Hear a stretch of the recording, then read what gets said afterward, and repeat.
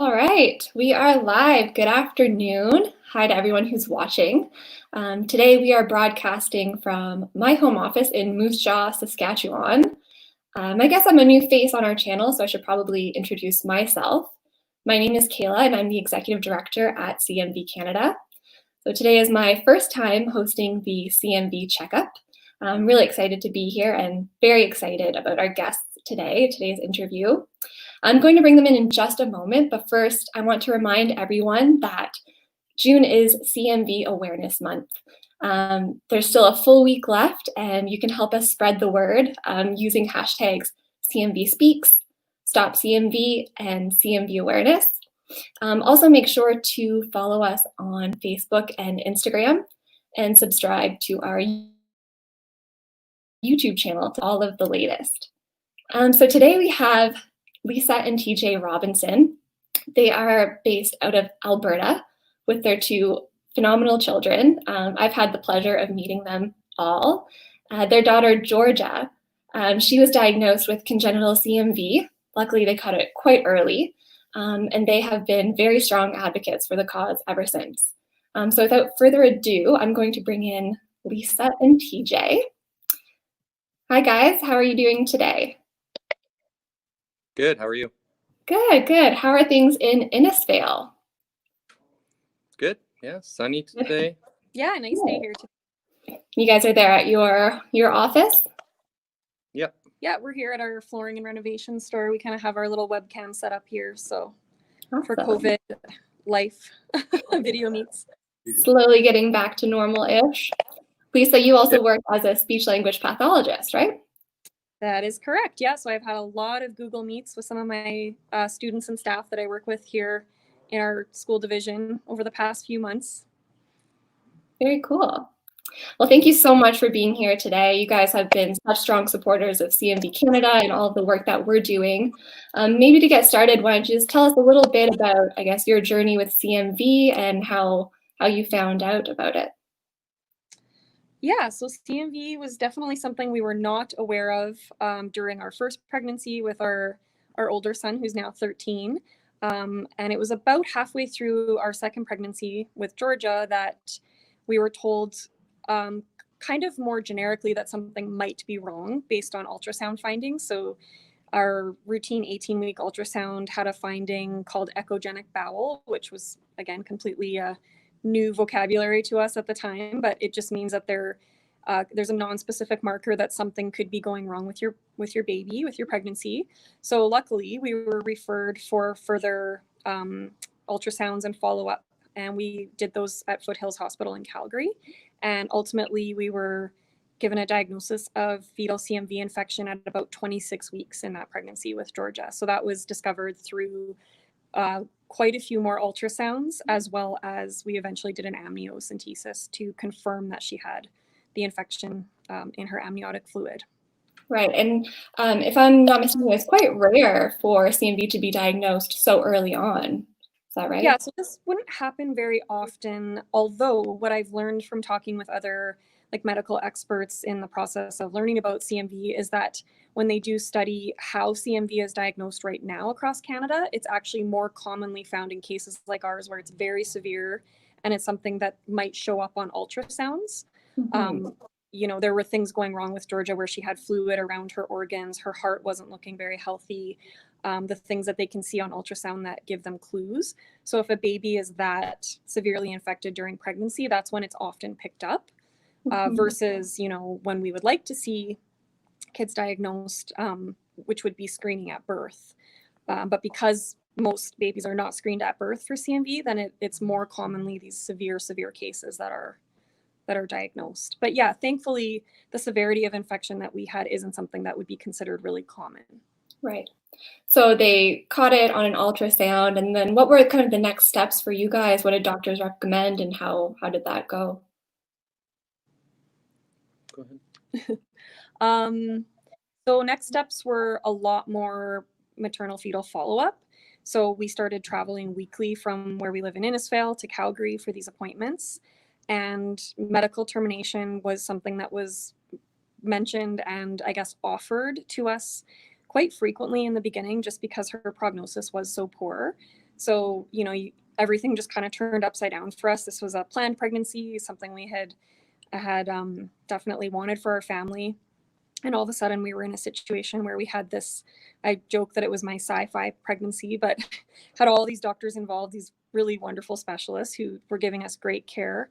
But also the advice that based on this diagnosis of fetal CMV and the fact that she was looking so severe, that many people would choose to end the pregnancy at that point. So that was something that, we had to kind of consider and deal with throughout this whole experience, which was another unexpected piece for us. But for us at that time, it just wasn't the right choice. So we continued with the follow-up, and we were offered a treatment that we again learned later is not standard and is not usually offered to people in this situation. It's called hyperimmunoglobulin treatment. So they sometimes refer to it as IVIG treatment. And the way that I understand that, and I'm not a doctor, but the way it was explained to us is that they sort of compile and almost concentrate the immunity to CMV from blood donors and make it into this drug. And the way that I would see it going into my IV, every like 3 to 4 weeks, I would get this IV infusion of it. It was like a little clear serum, this little magic drug that they make that was initially developed for like organ transplant recipients. But it has been used to treat pregnancies such as ours to help improve outcomes in CMV. And it's somewhat controversial, definitely among medical experts. The case study evidence of this shows that there are some improved outcomes than what would be predicted. But because there isn't like large study evidence for this, they often just don't mention it and don't offer it to people who get this diagnosis. So we really felt like that was a huge factor for us in just maintaining hope during the pregnancy. It felt like at least there was something we were able to do.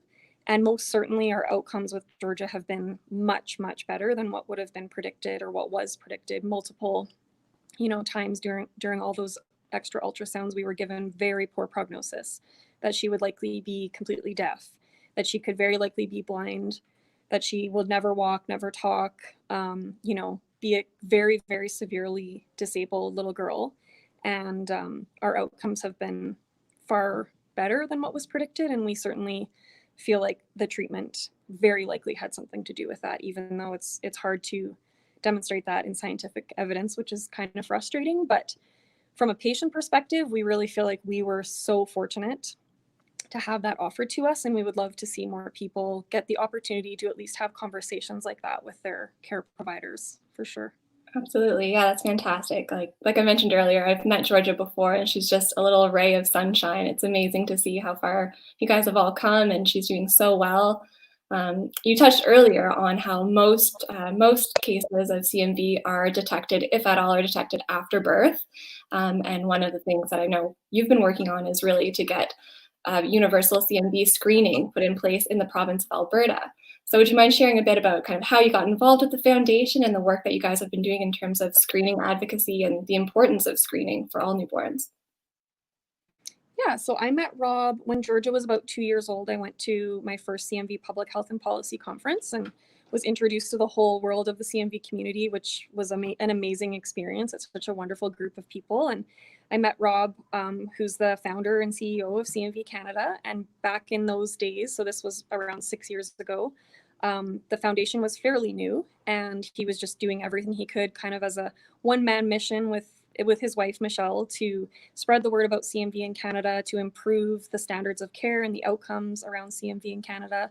And we kind of struck up a friendship. And as I learned more about the world of CMV advocacy and all of the things that weren't happening, and started to realize that we were such a rare example of getting proper care, getting excellent options offered to us at the right times during this journey, that is not happening for most families. It became really important to us to try and do what we could to improve that situation for other people. We feel like we kind of won the lottery in terms of getting the diagnosis early and getting treatment options, and then knowing for our daughter, the cause of her differences and challenges, we have that knowledge, and that knowledge brings so much power, and it's connected us with other people with, stories on the CMV spectrum. And I feel like that community becomes so important to you when you have a really life-altering experience. And it makes me really sad and upset that other families don't get that opportunity just because their child doesn't get the diagnosis. So that's one of the main reasons we just continue to be motivated to work with other people who are making good things happen in the world of CMV, like you guys. That's fantastic. You can add to that a little bit about what we've been doing here. I think it was a year or two ago that we looked into starting an Alberta chapter or an Alberta specific organization to help with fighting CMV and advocating for it. And throughout all that process, we were in touch with Rob and talked kind of different ways that we could ally ourselves, across Canada, across other provinces. And in the end, it worked out well for us just to, instead of becoming another chapter, we just are CMB Canada. And we all want the same results. We all want the same thing. So, we basically kind of teamed up with Rob through CMB Canada, and we're trying to push advocacy specifically in Alberta right now. And we're kind of looking for parents, and I know CMB Canada is parents across all the provinces who are interested in helping CMB Canada advocate for universal screening, anything we can to help spread the word about CMV and better the outcomes for kids diagnosed with CMV. Yeah, so specifically, we've been working, as you know, with Rob and some other awesome parent advocates here in Alberta. It's a small group, but I feel like, the small groups of CMV advocates are very determined and hardworking people. So we were able to get meetings with the Ministry of Health here in Alberta. This was sort of pre-COVID. So since COVID, things have been a little bit on hold, although we've been working behind the scenes with you guys and we'll continue to do that. It's not like CMV stops or goes away just because there's other health crises going on. And in some ways, I feel like there's some parallels, like it's another viral infection, and it's just brought even more attention, I think, to the impacts that those infections can have on our lives. And there's lots of reasons to think about CMV right now as well, even during COVID. So many people are affected by it, across the years. I guess with COVID, everything seems so acute and right now, but with CMV, we know this has been going on for as long as we can remember. Across generations, there have been families and children impacted by this particular virus. So we were able to meet with the Ministry of Health here in Alberta to talk about that and make sure that they had the most up-to-date information about what was happening in the world of CMV, and especially what's going on in Ontario, which is really awesome news. And Ontario has become a world leader in CMV with screening every baby. So they've passed universal screening and started doing that towards the end of 2018, early 2019. So they're really setting the bar and setting the standard for management of CMV by identifying every single baby born with CMV in that province. And we wanted to make sure that the Alberta government was aware that that's happening in Canada, and that really is the gold standard and needs to become the standard of care for CMV. So we've had several meetings at the ministry, and we were also able to arrange some meetings with Alberta Health Services, which is our provincial health body, to talk with their leaders in their newborn hearing screening program, in their early hearing detection and intervention, or their EDI program, as kind of a natural partnership between that early hearing detection piece as well as screening babies for all the things that we would want to know about at birth. And we're going to continue on with that and hopefully pick up those conversations as soon as possible, which we hope is sooner rather than later, and keep that ball moving. And we're going to keep going. There's no reason for us to stop doing that work until the job is done. So, and anything we can do to help other provinces and other parents connect and get what they need is always going to be super important to us. Yeah, that's fantastic. Thank you so much. And if you're a CMV parent out there just tuning in now, we're live with Lisa and TJ Robinson, two CMV parents and advocates out of Alberta. And we need more parents. We need parents all across Canada to get involved. There's something for everyone, whether it's volunteering or contributing to advocacy efforts. Even like Lisa mentioned, just connecting with that CMV community, that other community of parents, can be so supportive. And there's so much, the thing with CMV is there's always new research, always new information coming out, and this community it's small but mighty, and it's a really special one. So if you're a CMV parent out there and you're wondering how you can get involved, how you can make a difference, reach out to us. You can go to our website, cmvcanada.com. You can contact us at info@cmvcanada.com. Make sure you follow us on Facebook and Instagram and YouTube. We have lots of amazing videos, interviews like this with incredibly dedicated CMV parents across Canada. We have some of the top researchers in the world when it comes to CMV on our medical advisory committee, and you can stay up to date on all of the latest there. We have lots of good events coming up this year. The CMV Public Health and Policy Conference will be hosted in Canada for the first time ever in Ottawa next summer. Like Lisa mentioned, Ontario recently became the first province and the first jurisdiction in the entire world to implement universal CMV screening. So it's a very exciting time for CMV, and the whole world is paying attention to what's going on in Canada. So I'd like to know for you guys, kind of what would be your vision? How would you like to see things change in the next 5 years? What would be some big wins, I guess, for CMV? Good question. I think in Alberta specifically right now, I mean, ideally the whole world would have universal screening. A big win for us is pushing for that universal screening of every newborn in Alberta and in Canada to get that, maybe not as early diagnosis, but there is good evidence that treatment and diagnosis as soon as a baby is born is very advantageous for them. Better outcomes, as well as just knowing what could have caused some of your child's differences. Some children, there really are little to no, there can be little to no effects, but other kids can lose their hearing a year, 2 years later, and parents not know why. Yeah, and then all the other things that can come along with CMV. We know that we actually are good friends with a family whose little guy has no hearing loss related to CMV, but a lot of other complex disabilities. He has visual differences and impairments and global developmental delays, but hearing for him wasn't affected. So I think it's also important for us to know and to spread the word that CMV can be related to things as simple as learning disabilities, as ADHD. It changes the developing brain of a baby. So if you can imagine all the different things that can change or be affected if your baby's brain isn't developing the way that it's supposed to, there's really a huge spectrum of impacts. We have friends whose children we know had CMV and are on the autism spectrum.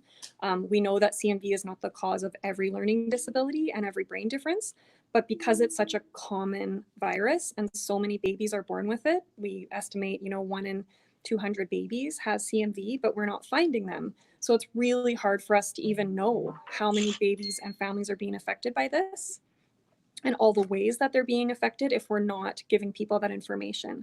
So I think for us, the wins in the next, 5 years, I mean, as soon as possible, but I think 5 years is probably a really good time frame to kind of imagine how things could change.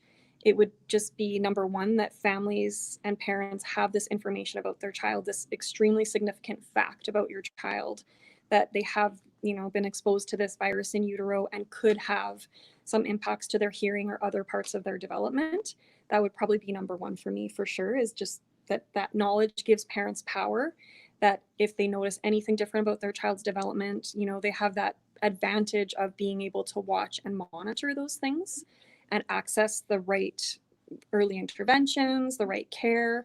We live in a country and in a province where there's world-class care.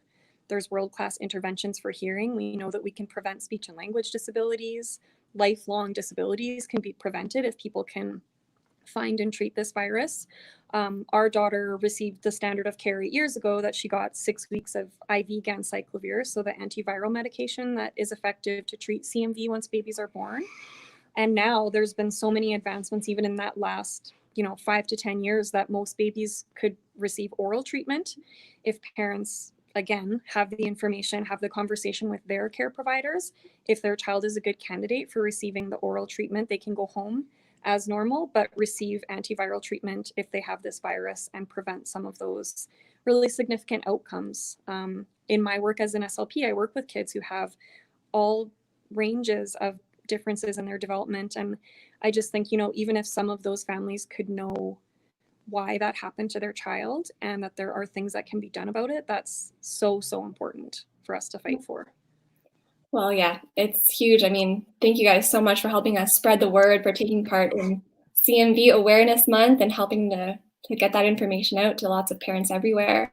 We have a comment here. Rob's tuning in on YouTube. He says, great work, TJ and Lisa. So proud to see all the wonderful work you're doing in Alberta. You guys are awesome parents and advocates. And he's very right about that. You guys are really doing the great work of spreading this awareness and helping parents all over. We're so, so thankful to have you guys both involved in the organization.